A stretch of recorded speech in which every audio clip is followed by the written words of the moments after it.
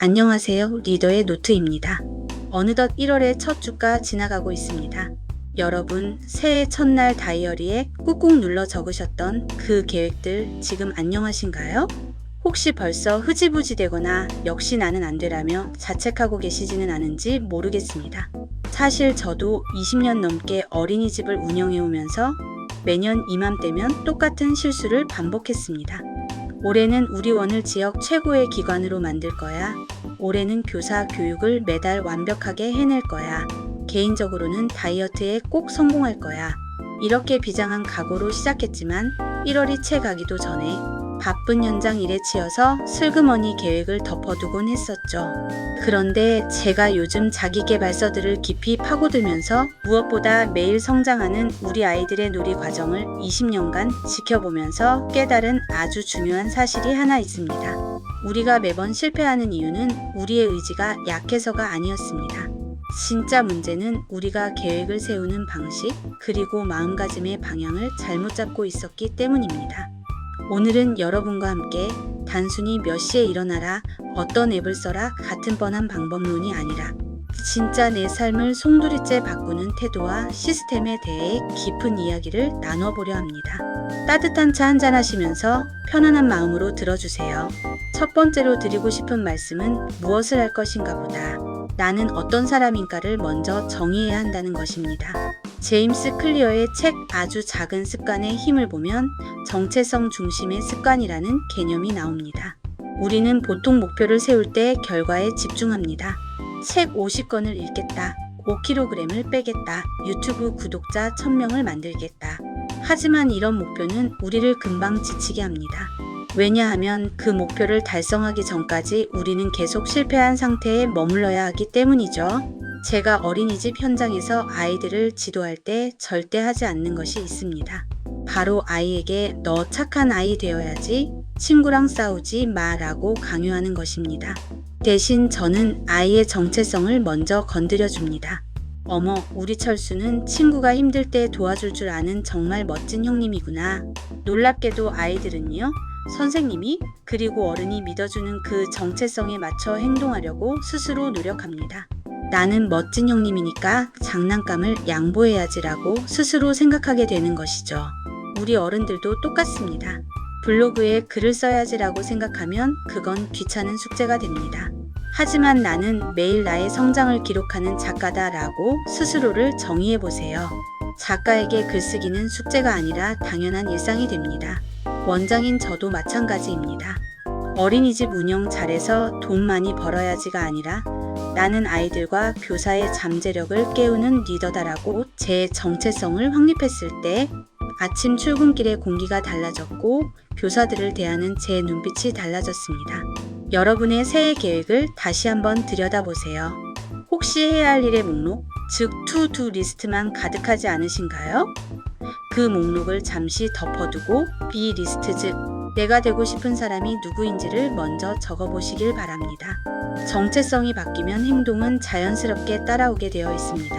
두 번째로 나누고 싶은 이야기는 노력의 배신을 견디는 힘에 대한 것입니다.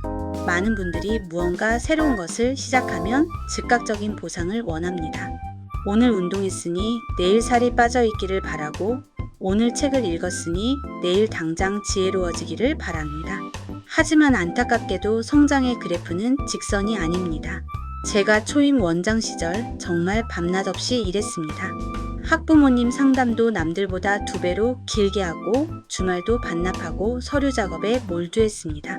그런데 당장 원생이 늘거나 평가가 좋아지지 않더라고요. 그때 정말 포기하고 싶었습니다. 아, 나는 재능이 없나 보다. 노력해도 안 되는구나.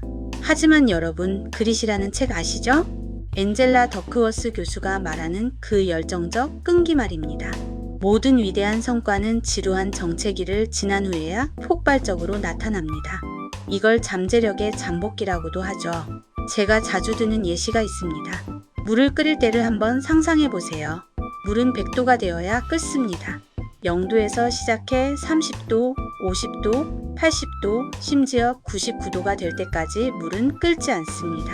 겉으로 보기엔 20도의 물이나 99도의 물이나 똑같이 고요합니다. 많은 사람들이 바로 이 99도에서 포기합니다. 이렇게나 열심히 했는데 왜 변화가 없지? 하면서요. 하지만 사실 그때 물은 끓기 직전 에너지를 가장 많이 응축하고 있는 상태입니다. 딱 1도만 더 높이면 되는데 그 1도를 견디지 못하고 불을 꺼버리는 것이죠. 저는 이 모습을 매일 우리 아이들의 놀이 현장에서 목격합니다. 블록 쌓기를 하는 아이들을 보면요. 처음에는 계속 무너뜨립니다. 10번, 20번 실패해요. 옆에서 지켜보는 어른이 더 안타까울 정도죠. 그런데 그 실패가 헛된 걸까요? 아닙니다. 아이는 무너지는 블록을 보면서 무게중심 잡는 법을 배우고 인내심을 배우고 있었던 겁니다. 그리고 어느 순간 거짓말처럼 멋진 성을 뚝딱 만들어냅니다. 지금 여러분이 하고 있는 영어 공부, 독서, 운동 혹은 새로운 사업 준비, 당장 눈에 보이는 성과가 없다고 해서 실망하지 마세요. 여러분은 지금 99도의 물입니다. 헛수고를 하고 있는 게 아니라 에너지를 응축하고 있는 중이라는 사실을 믿으셔야 합니다. 그 믿음이 있어야만 가장 고통스러운 임계점을 넘어설 수 있습니다. 마지막 세 번째로 실행력을 높이기 위한 가장 현실적인 조언을 드리고 싶습니다. 바로 의지력이 아닌 환경을 믿으라는 것입니다. 저는 20년 차 어린이집 원장이자 놀이 컨설턴트입니다. 놀이 전문가로서 제가 가장 중요하게 생각하는 것은 값비싼 장난감이 아니라 바로 놀이 환경입니다. 생각해보세요. 아이가 책을 많이 읽었으면 좋겠는데 책을 저 높은 책장에 꽂아두고 거실 한복판에는 TV를 켜두었다면 아이가 책을 읽을까요? 아무리 엄마가 책 읽어 라고 소리쳐도 절대 읽지 않습니다. 하지만 책을 아이 눈높이에 맞춰 표지가 보이게 쫙 깔아두고 편안한 쿠션을 옆에 두면 어떨까요?